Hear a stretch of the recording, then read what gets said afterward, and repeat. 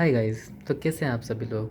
आशा करता हूँ आप सब लोग बहुत अच्छे होंगे और आपकी पढ़ाई बहुत अच्छी चल रही होगी। तो मेरा नाम है सक्षम एंड मैं 2027 से एस्पिरेंट हूँ। मैं अपनी जर्नी को डॉक्यूमेंट कर रहा हूँ एंड मैं एकदम स्टूडेंट हूँ। सो आज ना कोई मोटिवेशन होगा और ना कोई प्रोग्रेस अपडेट है। आज मैं स्टोरी टाइम करूँगा। Story time in the sense मैं आज वो गलतियाँ बताऊँगा जो मैंने अपनी 11th में की। मैंने क्या किया ऐसा 11th में जिससे मेरी 11th रुइन हुई, मीन्स वेस्टेड हो गई।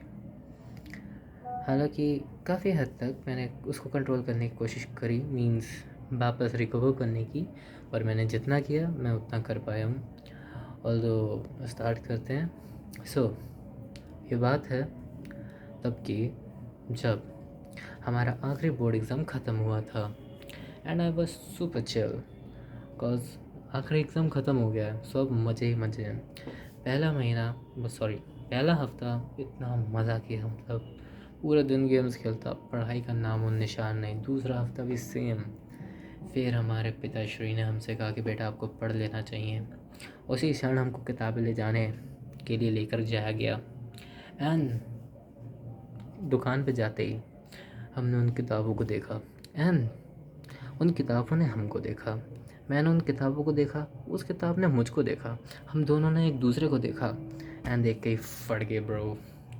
मतलब इतनी बुक्स 10th में तो बस 3 ही थी, 12th में आती केमिस्ट्री की 2। समझ लग ही गया था कि अब तो खेल खत्म है। एंड हम घर लाए एंड देन मैंने स्टार्ट किया मैथ से। लिटरली मैथ से मैंने स्टार्ट किया बिना कोई वन शॉट। सीधे NCERT खोली और कॉम्प्लेक्स नंबर खोल दिया था। कॉम्प्लेक्स नंबर साइड रखते हैं इन चीज़ बातों को। उसके बाद थोड़े दिनों के बाद हमारा ओरिजिनल शुरू हो गया था एंड मैंने पढ़ाई शुरू कर दी थी। पढ़ाई शुरू कर दी इन द सेंस क्लासेस करता, उसका होमवर्क कर लिया, बस यही थी मेरी पढ़ाई। पता होता तो था नहीं करना कैसे, क्या क्या कर रहा था। मस्त चल रहा था 1 महीने, अच्छा खासा अच्छी प्रोग्रेस थी। देन फिर आता है खौफनाक समय, वो खौफनाक मंजर जो एक 10वीं के बालक को हिला देता है। वो एक अंधेरी रात जिसका होता है लोगों को बेसब्री से इंतज़ार, जो कर देता है लोगों की धक धक धक धक। साल भर की मेहनत को तुम्हारे सामने ला देता है, इसमें बच्चों की हाथ पैर मुंह सब कांपने लगते हैं। जी हाँ, वो दिन होता है रिज़ल्ट का। रिज़ल्ट आया 14 मई 10th का एंड एक्सपेक्टेड से बहुत बेकार था। एज आई एक्सपेक्टेड मेरा 85 से 90 के बीच में होंगे। Unfortunately I only scored 80% in my 10th and I just felt so broked. मैं ज़्यादा दुखी इसलिए नहीं था कि मेरे 80% आए। मैं ज़्यादा दुखी इसलिए था क्योंकि मेरे ही भाई के, यानी मेरे ही बिल्कुल जिगरी दोस्त की, मेरे पापा के लंगोटिया यार के बेटे के मुझसे ज़्यादा हैं। एंड एट दैट पॉइंट मैं जेलस नहीं था, मैं गिल्ट में था कि मेरे इतने कम कैसे हो सकते हैं। ओके देन मैंने बस अपने आप को आइसोलेट कर लिया था सबसे कि नहीं, मुझे किसी से नहीं मिलना, ना किसी को फेस करना है। मैं बस पढ़ रहा था क्योंकि मेरे दिमाग में कुछ नहीं था। मुझे बस ऐसा था कि खुद पे अलग गिल्ट था कि मेरे तक कम क्यों आ गए, ऐसा वाला सीन था। फिर एक दिन पापा ने बिठाला, समझाया कि देखो 10th के मार्क्स हैं, उससे कोई फ़र्क नहीं पड़ता आगे, तुम्हें आगे मेहनत करनी चाहिए, मेहनत पे ही ध्यान दो एंड 80% 90% में ज़्यादा कोई अंतर नहीं होता है, ऐसा मुझे समझाया गया। एंड सलीम सर ने भी हमें क्लास में इस चीज़ के लिए मोटिवेट किया था कि आपके कैसे भी मार्क्स आए कोई फ़र्क नहीं पड़ता। उनके खुद 80% आए थे, अब मास्टर के ही 80% आए तो स्टूडेंट का क्या है। तो ओके, मैं मोटिवेट हुआ एंड मैंने सोचा कि अब तो कमबैक होगा। मतलब मैंने पूरा डेडिकेशनली पढ़ना शुरू किया एंड मैंने ऑब्वियसली पढ़ा, मैंने अच्छा पढ़ा, मेरा टेस्ट स्कोर भी अच्छा था एंड मेरी प्रोग्रेस अच्छी थी। अनफॉर्चुनेटली मैं थोड़े दिन के लिए बीमार पड़ गया, अराउंड 4-5 दिन, उसमें मेरा बैकलॉग बन गया एंड मैंने MIP ज्वाइन कर लिया था। MIP इसको नहीं पता, मास्टर इम्प्रूवमेंट प्रोग्राम PW में होता है, जिसमें हमें ऑफलाइन टेस्ट देने होते हैं। उसको दे दिया, उसमें टेस्ट था।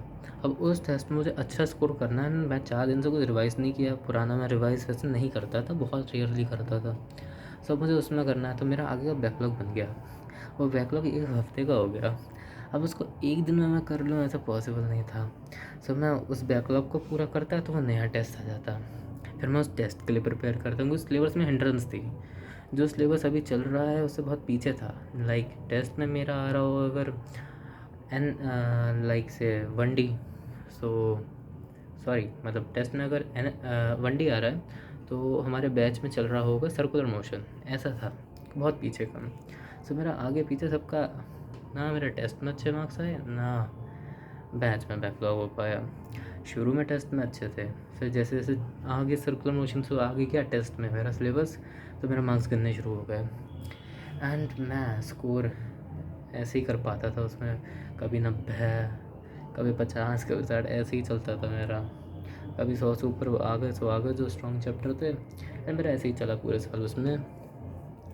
एंड उसी रीज़न से मैंने अपने चैप्टर को कभी पूरा नहीं ख़त्म किया, मतलब आधा आधा पढ़ के मैंने छोड़ दिया।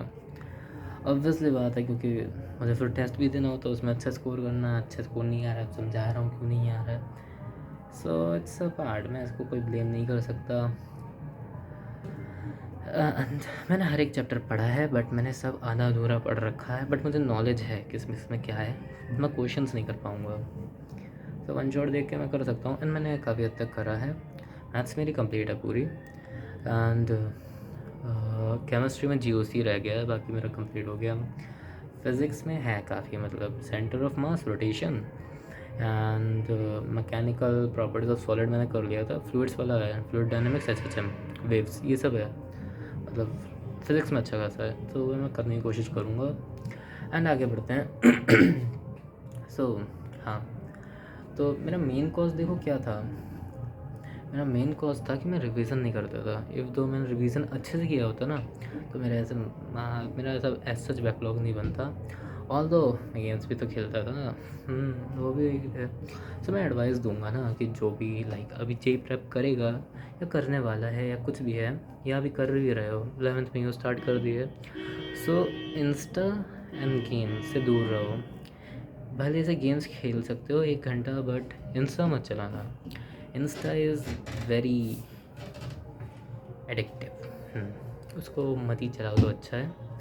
एंड बाहर खेलने जाओ इंस्टेड, बाहर खेलो मस्त, 1 घंटा 2 घंटा, वो बेनिफिशियल है। 3 घंटे भी खेल सकते हो, जितना खेल जाओ, जितना खेलोगे उतना अच्छा दिमाग चलता है अकॉर्डिंग टू मी। हाँ, सो रिवीजन ना करना वही एक मेन कॉज था। एंड मेरे 11th एज सच कोई वेस्ट नहीं कह सकता हूँ मैं, वीक ज़रूर है। एंड अभी टाइम तो कम है, बट मैं डमी स्टूडेंट हूँ, सो अगर मैं पूरा एक जान लगा दूँ तो मैं कर सकता हूँ, एंड मैं करके ही रहूँगा। सो आई गेस हाँ, आज की वीडियो कुछ ज़्यादा ही लंबी हो गई है, मैं तुम लोग का कुछ ज़्यादा ही दिमाग खा लिया है। एंड अगर तुम्हें स्टोरी मेरी पसंद आई हो कि मैंने कैसे 11th वेस्ट कर दी, so hit the like button, and channel पर नए हो तो सब्सक्राइब कर लेना, उससे मोटिवेशन आता है, मोटिवेशन। एंड लास्टली यही कहूँगा कि खेलते रहो, कूदते रहो, मुस्कुराते रहो, एंड खुश रहो। लास्टली पढ़ाई करते रहो, क्योंकि काम तो पढ़ने से चलेगा, मुस्कुराने से नहीं। Till then take care, bye bye, see you soon.